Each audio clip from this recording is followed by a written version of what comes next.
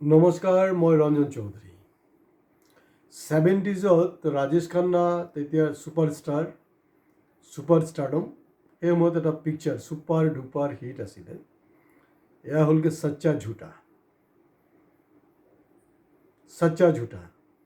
ঠিক আছে।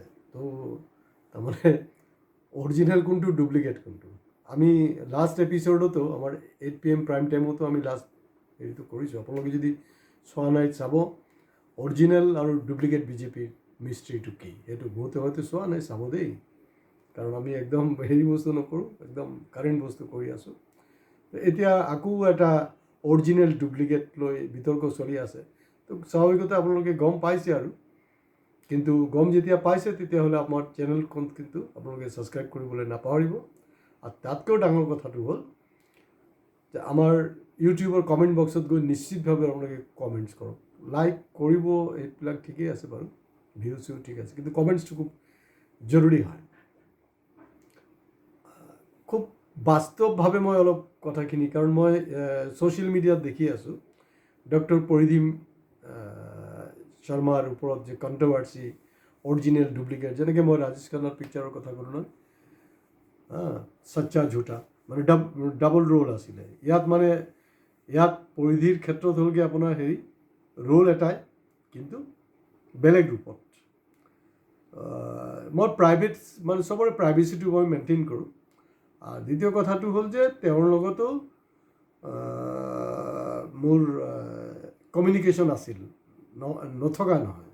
বাকী বস্তু মই ক্লেইম নকৰোঁ। মই কেতিয়া কি কথা বতৰা পাতিছোঁ, কি আমাৰ মাজত ভিউজ এক্সচেঞ্জ হৈছে, সেইবিলাক মই ৰাজহুৱা নকৰোঁ, কাৰণ এইটো আমাৰ এথিক্সৰ বাহিৰৰ কথা। এতিয়া মূল কথাটো হ'ল, মানে মষ্টলি ছ'চিয়েল মিডিয়াত যিটো দেখা গৈছে বা পেপাৰে পত্ৰ মই যিটো পাই আছোঁ বা আপোনালোকেও পাই আছে, যে মানে হেৰি নহয়, মানে ঠিকেই আছে, মানে এটা আপুনি ডুপ্লিকেট নাম বা ছদ্ম নাম যোনটো কয়, ছদ্ম নামত আপুনি প্ৰবন্ধ লিখিবই পাৰে। কিন্তু ছদ্ম নামত আমাৰ এই ভাৰতবৰ্ষৰ পৃথিৱীৰ বহুত বৰেণ্য লেখকো কিন্তু লিখিছে, নিলিখা নহয়। কিন্তু এতিয়া সেই ট্ৰেণ্ডটো কমি আহিছে, কাৰণ পেপাৰ ইণ্ডাষ্ট্ৰীৰ ওপৰত অলপ ষ্ট্ৰিক্টনেছ আহিছে, কাৰণ মানে ছদ্ম নামত আপুনি কম লিখিব পাৰে আৰু। তো তেওঁ লিখিছে। এতিয়া মেইন যোনটো মই দেখিছোঁ ছ'চিয়েল মিডিয়াত, মানে ৰাইজে যোনটো ক'ব বিচাৰিছে যে নাই, চব ঠিকে আছে, কিন্তু তেওঁৰ নামৰ আগত হেৰি লিখিব নালাগিছিলে, ডক্টৰটো লিখিব নালাগিছিলে। এইটো এটা ভুল হৈছে। আৰু এটা দিল্লীৰ ডাঙৰ শিক্ষা প্ৰতিষ্ঠানৰ লগত যে তেওঁৰ নামটো নিজে সাঙুৰি লৈছে, সেইটো এটা কিন্তু মিষ্টেক। সেইটো মানে ইলিগেল বস্তুটো, হয়তো ঠিকেই আছে। কিন্তু ইয়াত কি হয়, তেওঁৰ এই ঘটনাটোত এটা প্ৰব্লেম সৃষ্টি হ'ব, বিশেষকৈ যিবিলাক আমাৰ নতুন প্ৰজন্মৰ যিবিলাক লেখক লেখিকা আছে তেওঁলোকৰ কাৰণে প্ৰব্লেম হ'ব। কাৰণ তেওঁলোকৰ এটা লিখা ওলাওঁতে অৱস্থা বেয়া হৈ যায়। তেওঁলোকক ৰিকগনিশ্যন পাবলৈ সঁচাকৈ বহুত টাইম লাগি যায় দেই, ৰিকগনিশ্যন পাবলৈ পটককৈ নিদিয়ে। আৰু কিছু পেপাৰটো আছে একদম পেটেণ্ট, মানে এইবিলাক মানুহৰহে দিব, আৰু সেইবিলাক এই লিখাত মানে দম আছে না নাই সেইটো চাবলৈ নহয়। এই একদম নিৰ্দিষ্ট এটা, তাতো যেনেকৈ আপোনাৰ পলিটিকেল পাৰ্টি হাইকমাণ্ড থাকে নহয়, পেপাৰতো এনেকৈ লবিবাজি এটা আছে, নথকা নহয়, আছেই। এই ঘূৰাই পকা সেইটোৱে মানে হৈ আছে। কোনোবাই ভাল লিখে, কোনোবাই বেয়া লিখে, কাৰোবাৰ বেছি ওলাইছে, কোনো প্ৰব্লেম নাই, এইটো ঠিক আছে। কিন্তু তেওঁৰ লগত মোৰ কমিউনিকেশ্যন আছিলে। মই চাইক'লজিৰ ষ্টুডেণ্ট নহয়, তো মোৰ মিছেছ চাইক'লজিৰ ষ্টুডেণ্ট, তাই চাইক'লজিত ভাল। কিন্তু মই কমিউনিকেশ্যনবিলাক হৈ আছে, কিন্তু মই কিবা এটা তেওঁৰ লিখাবিলাকত কিবা এটা মানে ক'ৰবাত এটা গেপ কিবা এটা পাই আছিলোঁ। তো সেই বিষয়টো যেতিয়া মই কমিউনিকেট কৰিব বিচাৰোঁ, তেতিয়া আৰু কমিউনিকেশ্যন নহয়গৈ, তেতিয়া অট'মেটিকলি কাট হৈ যায় আৰু এইটো মোৰ কাৰণে কোনো ট্ৰেইনিং নহয় আৰু কোনো হেৰি নহয়, এইটো বাই বাৰ্থ মোৰ ইনটিউশ্যন খুব ভাল। ৰাইজে কয় আৰু মই দেখিছোঁ মিলি যায়, আৰু চাইক'লজিটো মই মই বুজি পাওঁ। এতিয়া যিহেতু এই কণ্ট্ৰভাৰ্চিটো আহিছে, সেইটোলৈ মই ক'ব বিচাৰিছোঁ যে মেইন অপৰাধটো ক'ব বিচাৰিছে যে ডক্টৰ কেলে লিখিছে, আৰু তেওঁৰ এই অৰিজিনেল নামতো থাকিব লাগিছিলে। তো ইয়াত এটা নেৰেটিভ আহিছে যে না, যিহেতু মহিলাৰ নাম আছে, মহিলাৰ নামৰ হোৱাৰ কাৰণে কি আছে এতিয়া কিন্তু যেতিয়া মহিলা কিমান বয়স সেইটো নাচায় দেই তেনেকুৱা কাৰণ মই আজি অত বছৰ যে লিখি আছোঁ মোৰ নিজৰ এক্সপিৰিয়েঞ্চৰ কথাবিলাক বাৰু পিছত ক'ম এতিয়া মূল কথাখিনি শেষ কৰিব বিচাৰিছোঁ মহিলা হোৱাৰ লগে লগে আপুনি ভাল লিখিছে না নাই লিখা একদম লগে লগে খুব ভাল হৈছে অমুক তমুক হেন তেন কিবা কিবি লিখিব আৰু পাৰিলে কিবা এটা প্ৰপ'জালেই দিয়া আৰু এনেকুৱা প্ৰপ'জাল দিয়ে মানে সেই ল'ৰাজনৰ মাকৰ বয়সৰ কিজনী এই মহিলা বা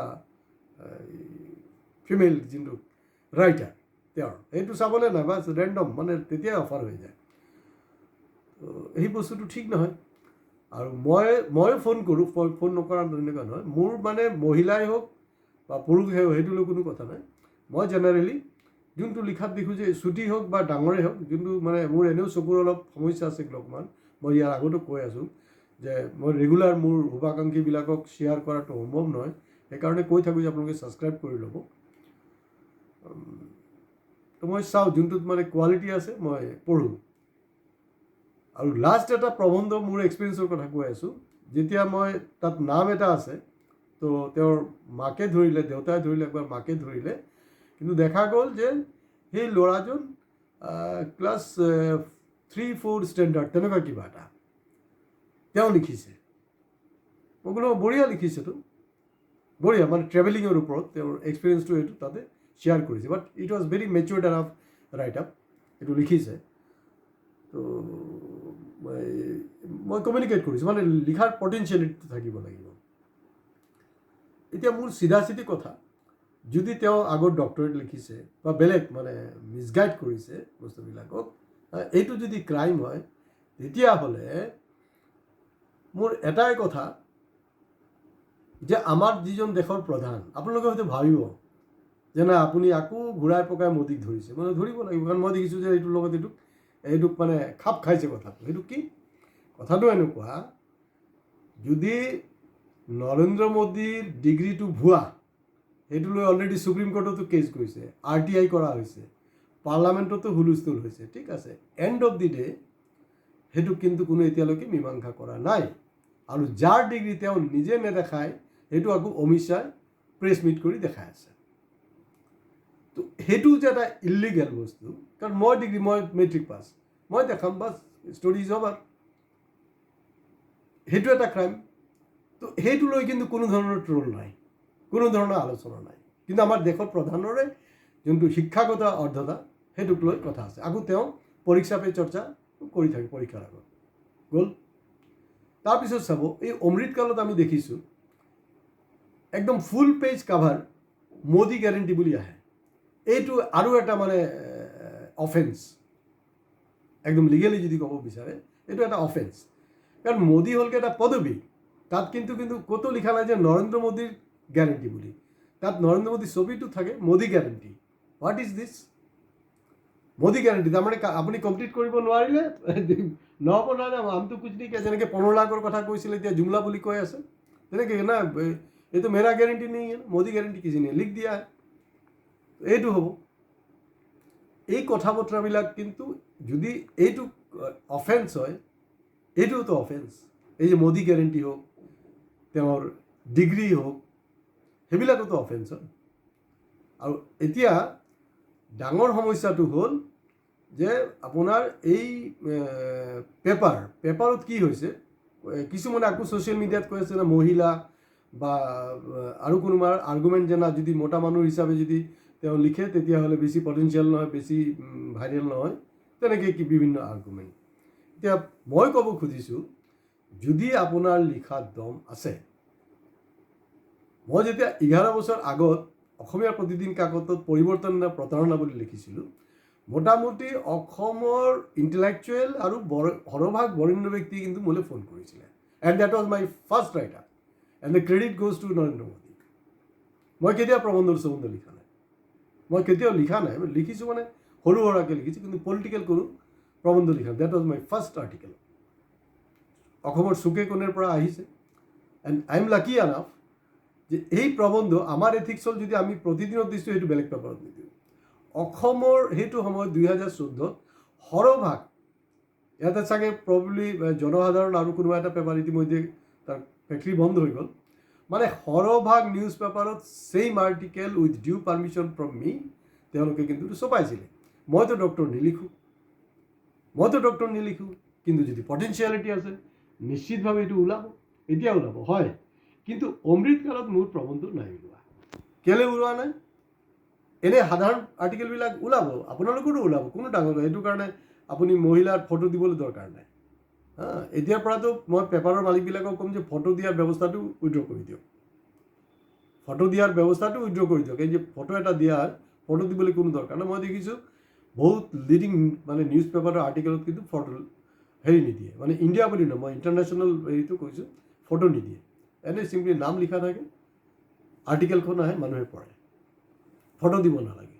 যদি লিখাৰ আপোনাৰ পটেঞ্চিয়েলিটি আছে তো আপোনাৰ ওলাব। কিন্তু এতিয়া মই কি কৰোঁ, মই খুব বেছি সাহিত্য আৰু খুব বেছি ঘূৰাই পচাই মানে একদম পকাই হেৰি কৰি মই লিখিব নোৱাৰোঁ, আৰু মই নিলিখোঁ। চিধা কথা, মই খাৰাং খাজ কথা পাতোঁ আৰু মই খাৰাং খাজ লিখোঁ। সেইটো কাৰণে আজিকালি মানে মোৰ প্ৰবন্ধ নোলায়। আৰু অমৃতকালত কি হ'ব, যদি আপুনি যিমানে ভাল লিখক, যদি এইটো এণ্টি ইষ্টাব্লিছমেণ্ট হয়, ষ্ট্ৰেইট হয়, ঘূৰাই পকাই নহয় দেই। কাৰণ কিছুমান মই ৰাইটাৰ দেখিছোঁ ভাল, তেওঁলোকে ভাল লিখে, কিন্তু ইমান ঘূৰাই পকাই থাকে।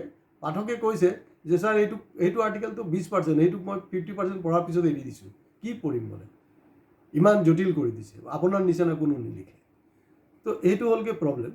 তো মই ভাবোঁ মই ডক্টৰ ৰঞ্জন চৌধুৰী নহয়, মই চিম্পল ৰঞ্জন চৌধুৰী। আৰু যেতিয়া মোৰ প্ৰবন্ধ আৰম্ভ হৈছিলে ওলোৱা, আৰু এতিয়া মোৰ কিন্তু জিঅ'ৰ নাম্বাৰ আছে, য'ত হোৱাটছএপ নাম্বাৰ আছে, মোৰ মানে শুভাকাংক্ষীবিলাক জানে।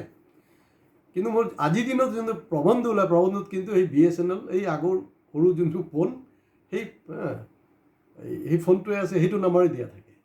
তেতিয়া মই বিভিন্ন ধৰণৰ, তেওঁলোকে নাজানে। আৰু ইভেন আজিৰ দিনতো মই দেখিছোঁ এটা অদ্ভুত কাৰবাৰ, যে বিভিন্ন ধৰণৰ কথা বতৰা মানে হেৰি কৰি থাকে, এক্সচেঞ্জ কৰি থাকে। মই কৈ আছোঁ যে মই 18 বছৰৰ যুৱক নহয়, মোৰ একজন পত্নী আছে, মোৰ এজন ল'ৰা আছে। হয়, এতিয়া আপোনালোকে মোক যোনটো দেখি আছে, এইটো মোৰ যৌৱনকালৰ জাষ্ট 25%হে আপোনালোকে মোক দেখি আছে। সেইটো সময়ত যেতিয়া চুলি, মোৰ হেল্থ, মোৰ কালাৰ, মানে আৰু ধৰি লওক 75% এড কৰি লওক, চবেই মোক ধুনীয়া বুলিহে কৈছিলে। কিন্তু সেই সৰু ফোনততো মোক কোনো দেখা নাই। আৰু তেতিয়া মোৰ ভইচ, মোক একজন মানে ছাব এডিটৰো কৈছিলে যে, মই ক'লোঁ যে মোক ইমান মানে হেৰিবিলাকে মানে য়ং জেনেৰেশ্যন, বিশেষকৈ ছোৱালীও ফোন কৰি থাকে বোলো।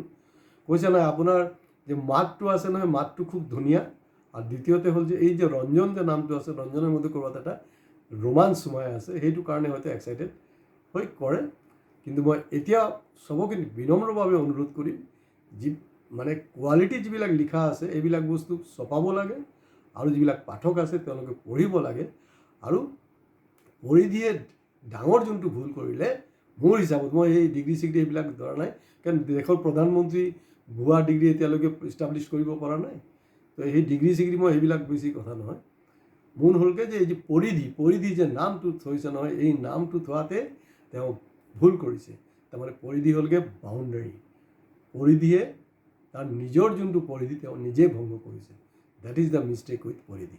তো আজি ইয়াতে শেষ কৰিছোঁ, নমস্কাৰ। কিন্তু আপোনালোকে ছাবস্ক্ৰাইব কৰিবলৈ নাপাহৰিব।